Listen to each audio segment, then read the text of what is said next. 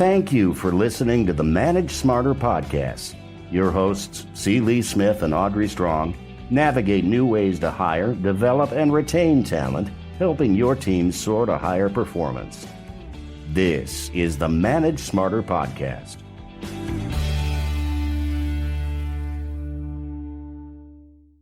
Welcome, everyone, to the Manage Smarter podcast. I am Audrey Strong, Director of Communications for Sales Fuel. And I'm C. Lee Smith, the President and CEO of Sales Fuel. And boy, oh boy, do we have a guest for you today. Steve Sisler has graced us with his presence. He is the author of 7 books, a speaker. He's an expert in behavioral recruitment, president of the Behavioral Resource Group, creator of the Maven Way of Management. We're going to define and teach people what that is. SteveSisler.org, behavioralresourcegroup.com, and Steve Sisler on Twitter. Steve Sisler, thank you for coming today. We really appreciate it. Thanks for having me. And you have got some stories that will not only make people's hair curl, but are very, very, very informative and instructional. So, Lee, you wanted to talk first about... Well, yeah, very real world, too, because Sure. One, it struck me that hearing your last presentation at the Leadership and Talent Development Summit in San Diego past January, made me think quite a few managers, some of which I've had to manage and some of which I've had to work for over my career. And these are the types of people, sort of like that dinosaur in Toy Story, where I don't like conflict. And, so it's like they'll do anything basically to avoid conflict.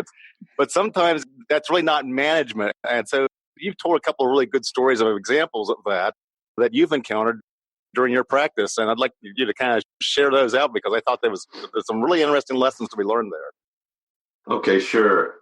Well, one that stands out, which is the one I probably mentioned in the presentation I gave in San Diego, was a situation where one of the employees would often, pretty often, come in late or not at all.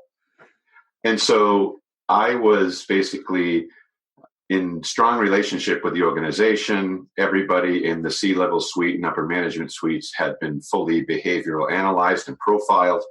So I had all their, quote, numbers on file. So I just have to take the phone call, pull the numbers, and tell them what's going on and why it's happening that way, based upon that personality type. So I get a call from, I'll just call her Bonnie. It wasn't her name, but I'll just say Bonnie called me up and said, Steve, we need to profile somebody. And I said, okay, why? And she said, well, to be honest with you, she's weird. And I still love that. Oh, God. And so I said, okay, what define weird? And she said, well, she didn't come in this morning. She's supposed to be here at 8. I get a call around 8:30, and she lets me know that she has a pretty bad sunburn, and so wouldn't be coming in. And I said, oh, okay. I said, so what else did she say? And what did you say? She said, well, I was a little upset because she didn't give me any warning. But I asked her if she got her bases covered and made sure her responsibilities were taken over by somebody else or whatever. And I said, what did she answer to that? She said, yeah, she said she did that. I said, okay, then what did you do? And then I get this long silence. And I said, Bonnie, what did you say to her after that? And she said, well, I just told her I hope she feels better. And I said, okay, let me get this right. She doesn't call in till half hour late, never gives you warning, just doesn't show up. How often does this happen? Oh, maybe 1 or 2 times a month. I said, that's often. She said, yeah, it's like annoying. And I said, well, let me tell you something, Bonnie. She's not weird. You're weird. And she said, what do you mean? I said, now I want you to tell me something, knowing your profile. What is it you try to avoid most? And she thought for a minute. And she said, conflict. And I said, that's right.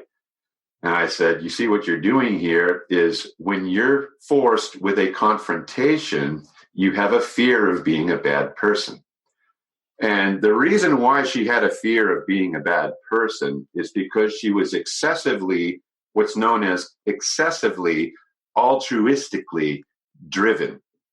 And what that means is these people see the value in other people sooner than they see the value in themselves. Mm. And they actually believe that those people are more valuable than they are. Mm-hmm. And so to confront a more valuable person makes them feel like they don't have enough emotional clout to be able to make that call. So rather than reasoning all of this through to a proper conclusion, they don't reason, they don't even think about it. They're working on how they're feeling in the moment, and that's how they act. And then in the end, they wonder what's going on here. And so Bonnie's problem was she didn't see herself as the leader that had the capacity to do what needed to be done. But unfortunately, she was in that role. Mm-hmm.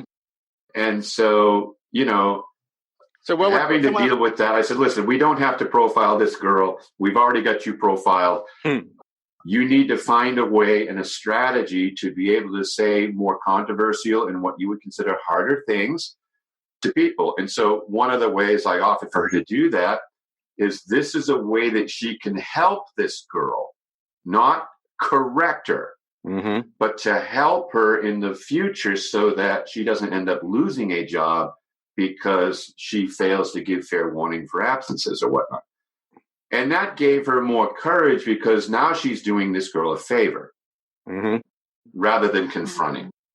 So we had to kind of figure out a workaround in the brain in an effort to make this happen. Now, was this particular manager going to be good at confrontation ever? No, never. It would always be a struggle. It'll always be difficult. So what do you do in a case like that? At times we have to think, is this person able to change, into what degree, or do we need to do an exchange because what they are unable to do is increasingly becoming more and more of a problem? So the head is saying one thing, I know my title is this, and I know that she reports to me, but my motivator is just completely taking over everything. That's right. And remember, she was an extremely low dominant brain type, which means she had virtually no anger emotion.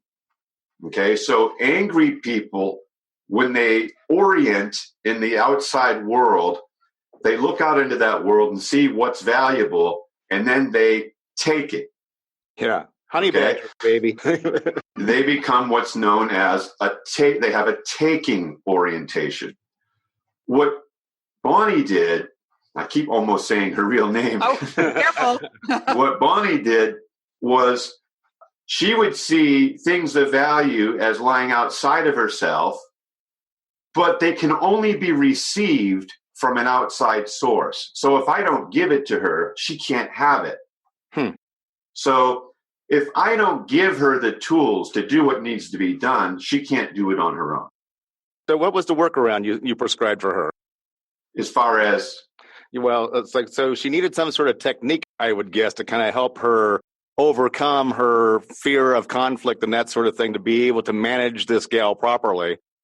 Well, what she ended up doing was another individual came into the department who was an influencer and had a lot more energy for talking with other people. Now, this person was also non-confrontational as a whole, but it could be masked by their enthusiasm, straightforwardness, outgoingness. So she just developed a relationship that was good enough to where she could say just about anything. And some of those dealings ended up being delegated to this other individual. So that really saved her. Yeah. So she's better at tasking, creating, putting things together, and dealing with things, but struggled to deal with people that were difficult. She could deal with non-difficult people, but this other person did really well. I see sometimes that companies will, when they struggle with that area, they'll create policies, for that. Is that something that Bonnie ended up doing? Yes. Well, I did talk to her about that. I said, if you have a policy, then you could blame the policy. So according to our policy, this is unacceptable behavior. I really feel bad about this, but there's nothing we can really do about it. It's sort of like a Christian hiding behind their Bible. So I say the harder thing that I think needs to be said, but you got to blame God.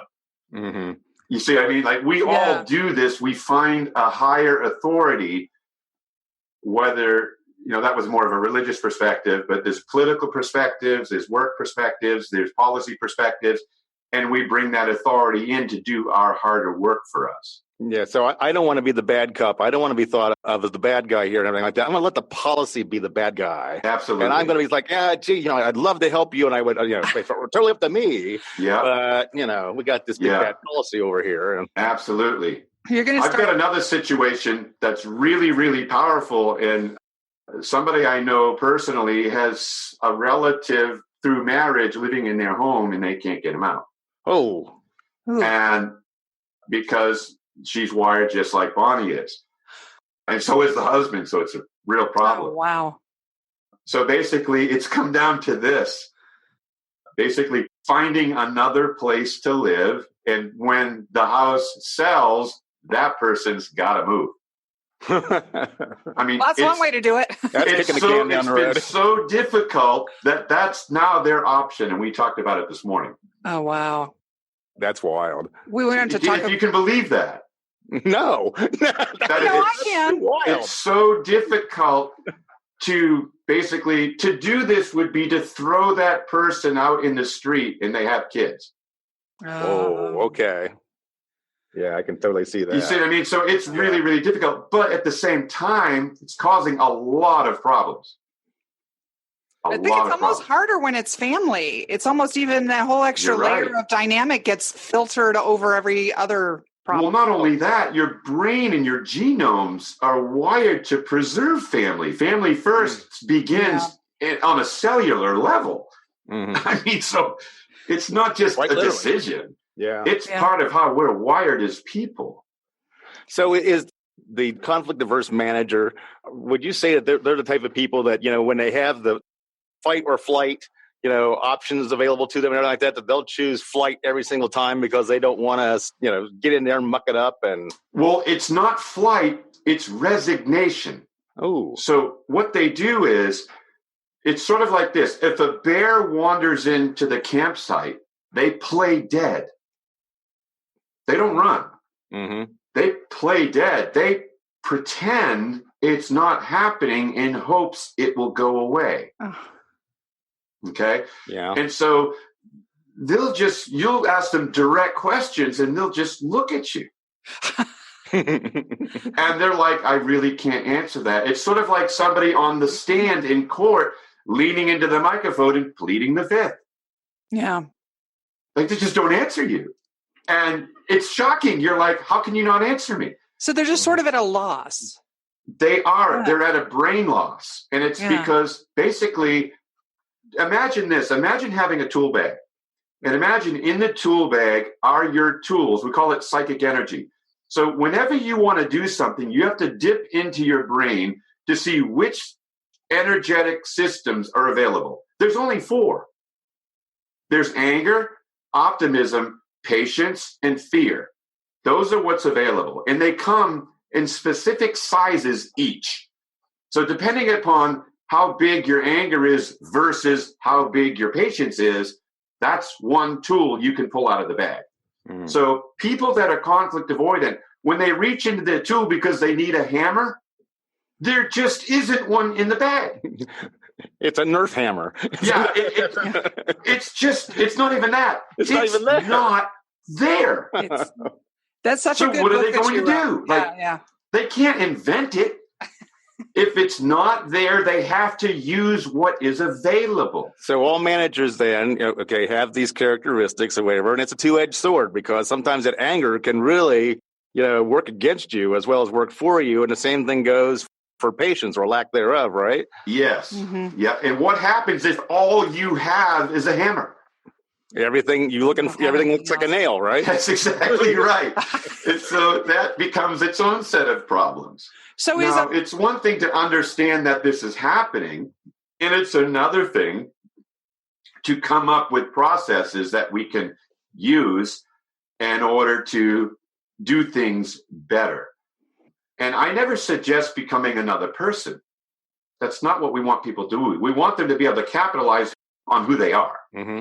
And sometimes it's better because who they are is excellent for this, and this, but it's not good for that. Well, farm that out. Like, don't ruin the person by saying, no, you got to fix that. Is the opposite of a conflict averse manager another type of person we want to talk about, which is a micromanager? So it's a conflict creator. Mm-hmm. Okay. Okay, so people that are dominant in personality or have very high anger traits, they need problems and challenges. So if you don't have any, they create them. Mm-hmm. Okay, a good example of that is our current president.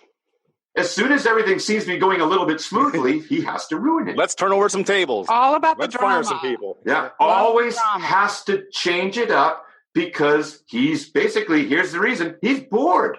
Yeah, I think you're right. Okay, so this is what happens. Now, there are some people, they do better in chaos, and so they have to create that. Mm-hmm. And so whatever we function well in, good or bad, we will create in an effort to feel comfortable. It's what we call hell is home. So how do you know? I mean, how do you know that how much of these four things that each manager has and to what degree? Well, again, what we do is we run a profile on people. We have an assessment called TARP, which stands for Taking, Attracting, Responding, and Preserving. Good example, former Vice President Al Gore is a preserver. So what does he do? He tries to protect the world from all the bad people in it. He's preserving it, right? So everything is preservation driven.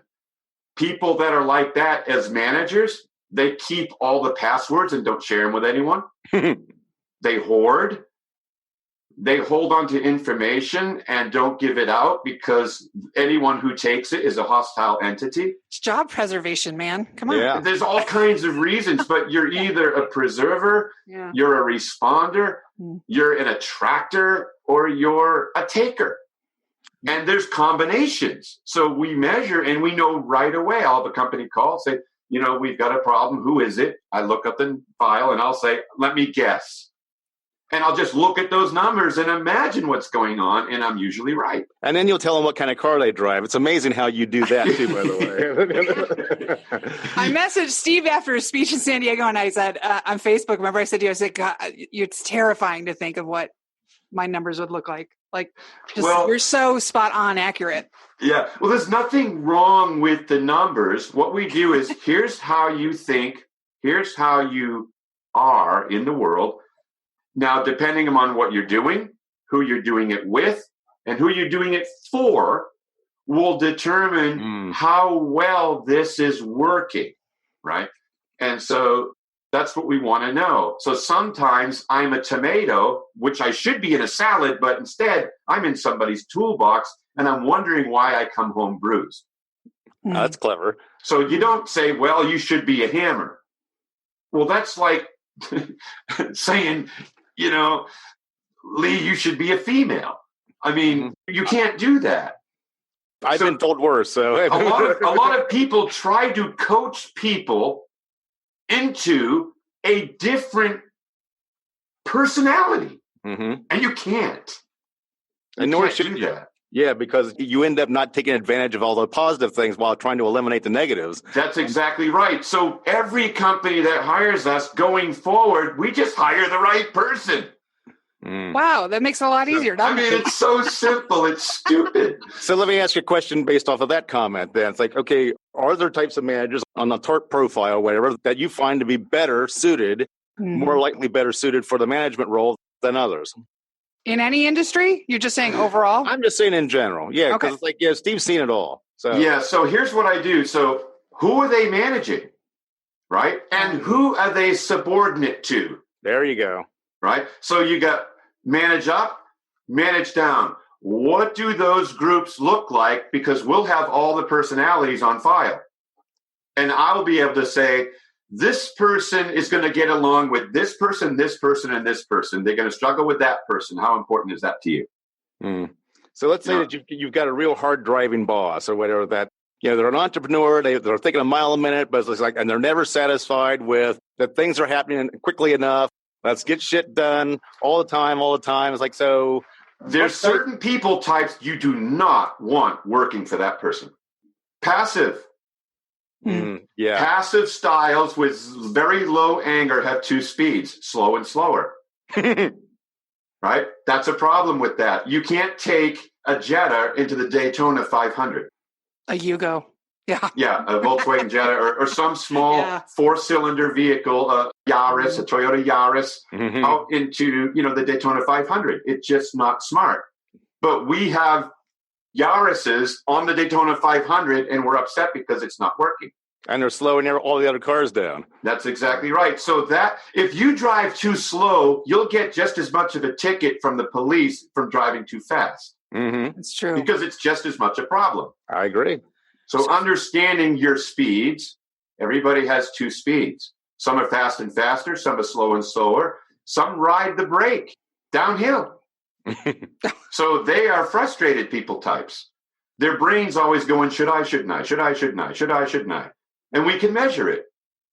That's amazing. So we know that, you're going to have trouble because you're indecisive. So what tips would you have then for the conflict avoidant manager in today's workforce? I mean, particularly I'm thinking about millennials. I'm thinking about the Gen Zs coming up after that, the younger folks that need that real-time feedback all the time and everything like that. It's like, what kind of advice have you given to people like that? And would you give to some of the people who might be listening? Advice to give to people entering and haven't done anything yet. If you're a tomato, find a salad. In other words, do not put yourself in positions where the personality you have works strongly against you. Stack the deck in your face. I'm not an advocate of putting somebody in a difficult situation and telling them to suck it up. It's really not fair to that person's brain. And it's to say that your brain as is not good enough. It might be spectacular in another job. Or another company. And another company. That's right. Some people, they're in a large company and do really well. They leave that company, go to a very small startup and suck. Because the larger company masked inabilities and the smaller company revealed them. So sometimes people think they're better than they actually are because this environment's more conducive to their brain type than that one. If that happens, you got a choice. I either go back into a larger environment where I swim really well, or I have to make some real major adjustments. Are they worth it? Right. So that's sort of like in sports, like, when you have a trade between two players or whatever they call it, it's a change of venue trade, where it's like, they're both good players or whatever. They're just not a good fit for the environment that they're in right now. That's right. Maybe everybody wins. That's right. And we're in a world right now where Facebook and Twitter and these different things, everybody's putting out there their emotional prowess and their ability to do this and that. And you got all these people selling you on courses and how you can be another person. None of that is true. If you go to a meeting to learn to sell Amway and there's 500 people there, 10 of them will be successful. Yeah. Well, everybody else wants to be successful, but doesn't have the tools to do it. And that sounds awfully stressful and exhausting. It's terrible. I had a person one time come to me and say that we're going to sell these products, blah, blah, blah. And I said, listen, no, you're not. You're not going to sell them. You're going to give them away. And they said, what do you mean you're going to give? You're going to give them away because you're passive, you're non-confrontational, you're going to go to your friends, and then when people are down and out, can't afford it, you're going to give it to them. Listen, I know your brain. They did it anyway, and within 6 months, all their product was stacked in their family room, and they were giving it out. It's like in high school when you had to buy, your parents bought all your chocolate bars for the choir. That's right. And then there's that one kid who's like making a business out of it. Oh, yeah, That's totally. right. Yeah. So right? And he's also offering lottery tickets. For those that want to get in touch with you, Steve, what is your preferred way? And then also just for those that are curious in terms of process in hiring, behavioral resource group and getting, bringing you in for a consult and to evaluate the team. Can you just share a little bit about timeline and how that works for interested folks? Yeah. So if people want to get in touch with me, behavioralresourcegroup.com is the best way. If you go to stevesisler.org, it'll put you there. It'll want to send you there. But typically, anybody who's interested from an organizational standpoint, I will give them a profile and run them through the debriefing, and then they can feel it for themselves. Okay. In other words, I'll know more about them than anybody alive. About how long does that take? So to go through the process online, filling out the questionnaire takes 15 to 20 minutes. Wow. Wow. My debrief is 1 hour. And when we're done, you hire me. It's just that simple. Yeah. He's not lying, too, because I got to tell you what, it's like an hour with Steve Sisler or whatever. It's like you will learn so much, and some of it you won't like, but it's like you will learn so much that during that hour. It's like you'll definitely want to hire him. Yes, you need to be Sislered. I'd made it into a verb. So I have other clients that say that. well, we hope some people will get a hold of you, Steve, and we appreciate your insights. I feel like we could, do another hour on this. Yeah, well, I appreciate the opportunity to be on and share with you guys. Yeah, thanks. Come on again, okay? Mm-hmm. Absolutely. Thanks a lot. Thanks a lot, Steve. Okay.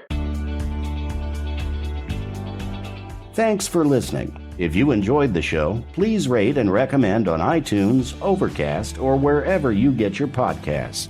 You can also get more great information at salesfuel.com.